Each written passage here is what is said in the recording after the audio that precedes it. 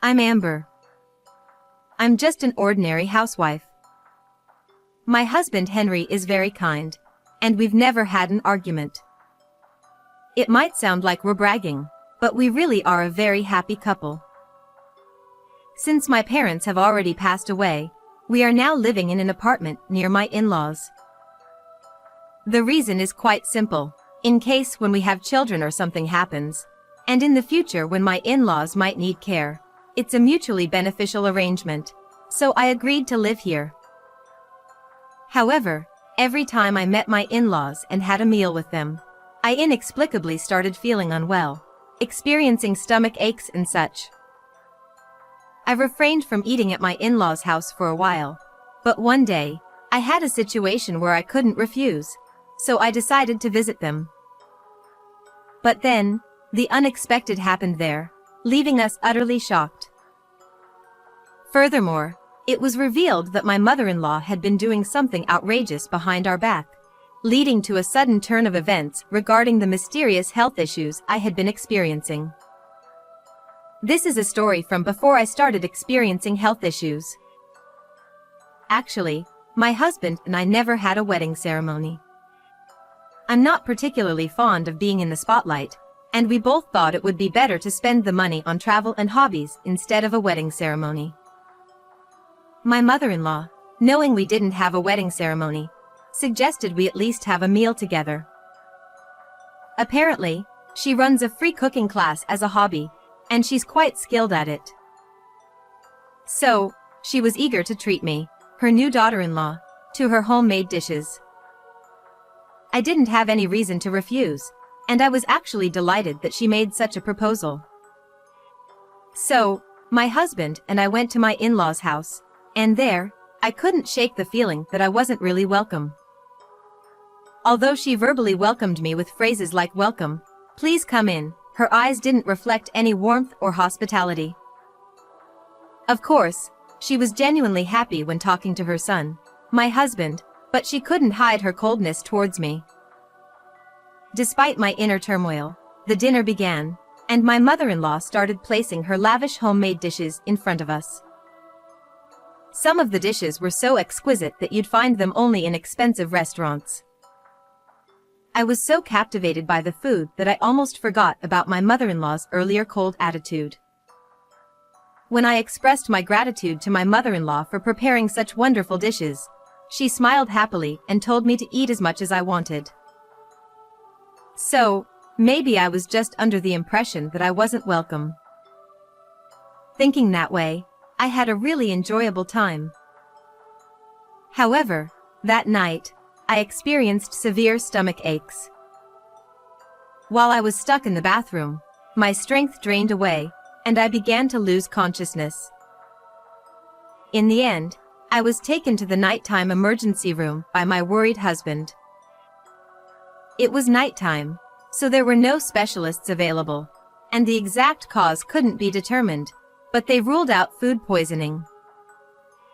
Personally, I wondered if it was because I had eaten expired bread in the morning.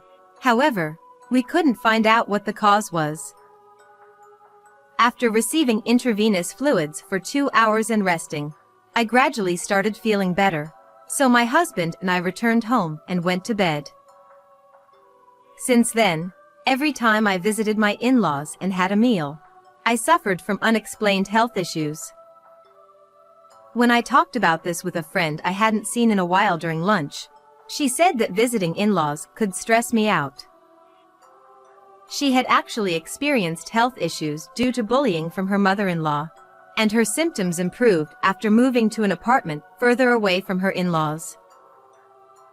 I never really thought that going to my in-laws' house was stressful, but perhaps somewhere in my heart, I might have felt that way without realizing it. That's what I thought. Since I got sick every time we visited my in-laws, even my husband became worried. So, at his suggestion, we decided not to visit them for a while. We didn't know the exact cause, but I got sick every time we had a meal at in-laws, so my husband suspected that it might be my mother-in-law's cooking. It seems my mother-in-law has been contacting my husband repeatedly, expressing that she feels lonely when we don't eat together. However, my husband has been declining on my behalf, considering my well-being. However, this time my husband came to me with a gloomy face, saying that he couldn't refuse. It was about attending the wedding announcement of my brother-in-law and his wife. Apparently, there will be a family gathering and dinner at my in-laws' house, and of course, we were asked to attend. Even though I didn't really want to see my mother-in-law, I couldn't ignore my brother-in-law and his wife just because of that, so we decided to go. However, no one could have imagined that such a huge commotion would erupt during this dinner gathering. Still, my husband, who was concerned about my health, said he would tell his mother about me and I didn't have to eat anything. And then, the day arrived. My mother-in-law, as usual, greeted my husband with a smile, but I felt that her attitude towards me was even colder than before. When we were shown into the room, my brother-in-law and his wife were already there, chatting with my father-in-law. As my mother-in-law continued to serve her homemade dishes one after another, they looked as beautiful as ever and made you drool. No matter how many times I thought about it, I just couldn't figure out why I would get sick after eating such delicious-looking food. As soon as we sat down, my mother-in-law immediately urged me to eat. My husband quickly stepped in, saying, "Amber isn't feeling very well today." However, this didn't matter to my mother-in-law at all. She handed me a small plate of food and stared at me with a silent smile, as if saying, "You can eat at least this much, right?" I felt torn and didn't know what to do. Upon hearing my husband's comment, "Amber, thank you for coming even though you're not feeling well. We just wanted to say hello today, so if you start feeling unwell, please feel free to go home and rest." he was trying to protect me. It seemed my husband told my brother-in-law and his wife. They were aware of the situation, so they were on my side. With both of her sons advocating for me, my mother-in-law decided not to insist on me eating the food right away. "Well then, I'll pack some in a container for you. You can eat it later, and let me know what you think." I was wondering why she wanted me to eat her food so much, but I figured I could always make excuses later, so I just nodded. Then, as my mother-in-law got up to fetch the container, there was a loud crash from the kitchen. All of us turned our attention to the kitchen and there was my father-in-law clutching his stomach in pain. He hadn't even touched the food yet, so we didn't know what had caused it. In a panic, my mother-in-law rushed to support my father-in-law and asked him what was wrong. "My stomach. It hurts so much. I just ate some food in the kitchen before everyone arrived."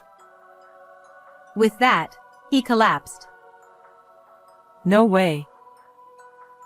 That was meant for Amber. But this isn't the time to worry about that. We need an ambulance." She frantically called for an ambulance, and then accompanied my father-in-law to the hospital. Left behind, we could only stand there in shock for a while, but one thing my mother-in-law said stuck with me. My father-in-law had eaten something that had been set aside specifically for me and then complained of severe stomach pain. This meant that there was some kind of secret hidden in that food. I got curious and then I stepped into the kitchen, a place my mother-in-law never allowed me to enter. What I saw there left me speechless. Finally, the cause of my unexplained health issues and my father-in-law's collapse became clear. I couldn't believe someone would do such a thing. Well, I won't go easy on her anymore. I'm ready. We each drove our own car to the hospital where my father-in-law was taken. After completing the check-in process, we headed straight to the hospital room, where we could hear voices from inside. One was my mother-in-law's, and the other was probably a male doctor. It sounded like my mother-in-law was being questioned about what had happened and why my father-in-law had collapsed like that. I've already said I don't know anything. We were just having a meal together when he suddenly collapsed. Are you sure? Whether it's spoiled food or expired items, anything you can think of. I've already told you, I don't know anything. Even when questioned by the doctor, my mother-in-law continued to insist that she didn't know anything. I took a deep breath and knocked on the door of the private room. My mother-in-law hurriedly came out, and as soon as she saw my face, she stammered, Oh, Amber, Henry. You're here. Dad will be fine, so why don't you go back home and have dinner? She seemed a bit flustered, so I grabbed the closing door and said with a smile, No, I have something to talk to you about. Behind me, there was my husband putting silent pressure on her, and my brother-in-law and his wife looking at her with scornful eyes, so she couldn't refuse outright. Fine. She reluctantly let us in. It seems that my father-in-law's condition has stabilized somewhat, as his complexion has improved, but the cause of his collapse is still unknown. The doctor told us, after arriving at the hospital, he was conscious for a while and went to the bathroom several times, but then he became severely dehydrated and lost consciousness completely. Well, you know, he's getting older, and he's been drinking nothing but beer lately. She tried to brush it off with a forced laugh. However, she realized that she couldn't deceive neither the doctor nor us, and fell silent, perhaps not to give herself away. Then, I looked straight into my mother-in-law's eyes and pulled something out of my bag, pointing it at her. When she saw it, her eyes widened, and she broke out in a cold sweat, and was clearly shaken. This is a laxative, isn't it? There were traces of it in powdered form. Can you explain? I said coldly, but my mother-in-law remained silent. Upon seeing it, the doctor said with a start, Ah, I see. It's quite common to suspect laxatives as the cause of continued diarrhea when it's not food poisoning or anything else.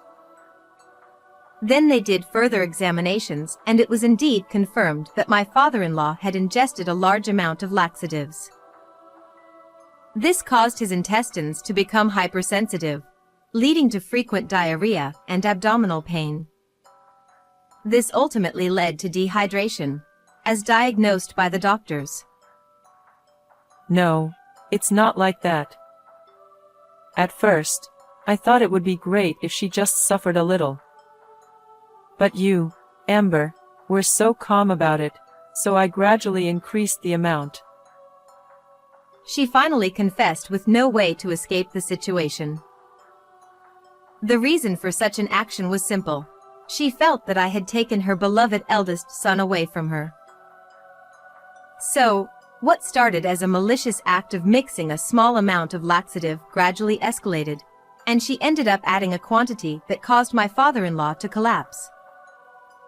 I was appalled, but I said to my mother-in-law, What you did is beyond comprehension. You have serious issues as a person. Do you know how many times I had to go to the hospital for 4 drips because of what you did? And yet, I can't understand why you would even think to mix such a dangerously large amount. Unable to retort, my mother-in-law hung her head in frustration. And then, the barrage of criticism continued against her. Mom, this is terrible. Amber happened to be tolerant of it and nothing serious hasn't happened to her yet. But what you're doing is no different from being a criminal.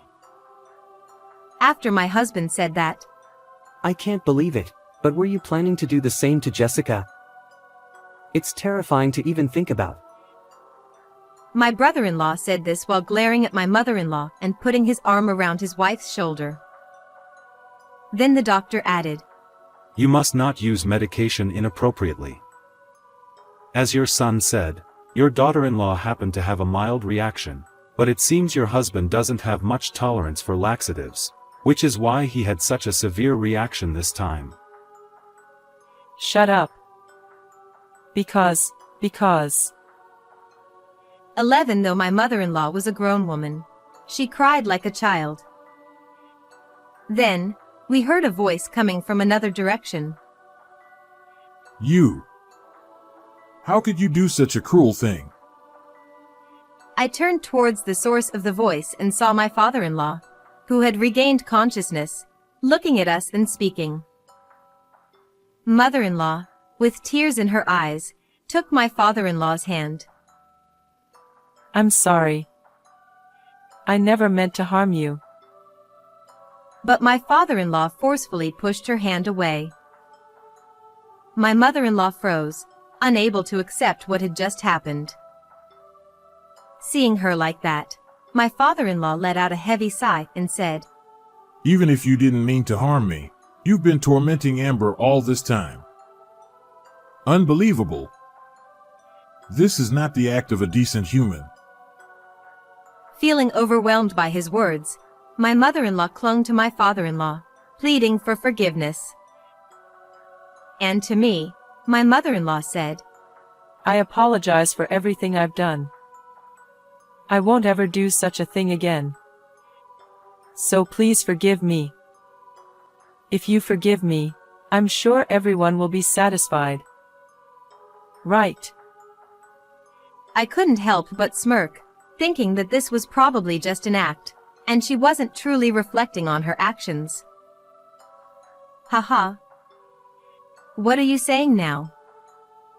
I can't forgive you. Do you have any idea? I said, and then my husband stood beside me and continued. Mom, stay away from Amber. Anyone who hurts my beloved wife isn't family to me. Henry.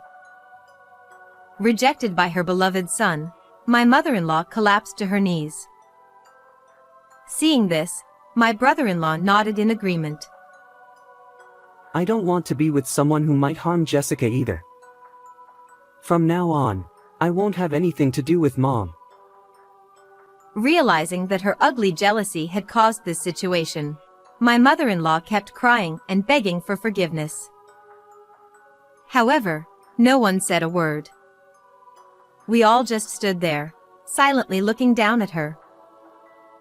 Thinking she could only rely on her husband now, my mother-in-law, seemingly forgetting that he had just pushed her away, cried out to him, Honey. You won't abandon your wife, will you? But my father-in-law, with a firm voice, shouted, No, I'm divorcing someone who would do such a thing. Hearing this, my mother-in-law was utterly shocked. It's time to go home. Dad, please get some more rest. We all nodded at my husband's words, said our goodbyes to my father-in-law, and left the room. While waiting for my husband to bring the car around to the entrance, I saw my mother-in-law running towards me, out of breath as if she had chased after me. Amber. Please, forgive me. I'm begging you. Seeing my mother-in-law's tear and snot-covered face, I responded, There's no reason for me to stay with someone who puts my life at risk. If I were to forgive you now, it wouldn't do you any good. At that moment, my husband pulled up in the car, so I got in and said, We won't meet again. Take care. With that cold farewell, my mother-in-law looked into the distance, tears streaming down her face, muttering something as she gazed up at the sky. Afterward, as promised, my father-in-law divorced my mother-in-law and moved out, and both my husband and brother-in-law cut ties with her.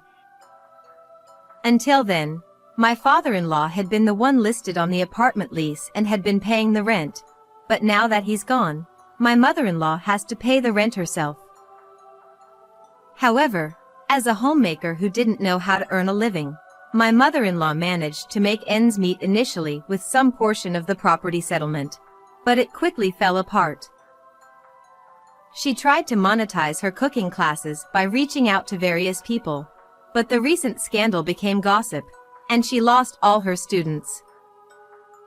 Ultimately, unable to pay the rent, my mother-in-law was evicted from her home. It was then that she finally realized the severity of her situation and began to look for a job. However, without a place to live, finding a job proved to be quite challenging. Currently, she is said to be living on the streets. It's a perfect example of karma, isn't it? As for us, I was relieved from the unexplained health issues, and immediately afterward, I found out I was pregnant. Actually, my husband and my father-in-law still have been in regular contact since he left the house. So when he found out about my pregnancy, he was even more delighted than us, the parents-to-be. He eagerly awaited his first grandchild, and even before the baby was born, he helped prepare baby supplies and purchased expensive baby gear like strollers and car seats, which has been a huge help. And once the baby was born, he turned into a complete doting grandparent. I always thought of him as quiet because he didn't talk much, but it turns out he's quite mischievous and fun-loving. It's delightful to discover this side of him that we didn't know before. At my brother-in-law's place, twins were born, making our lives even more lively. We're really looking forward to this new chapter. Well then, everyone. Goodbye.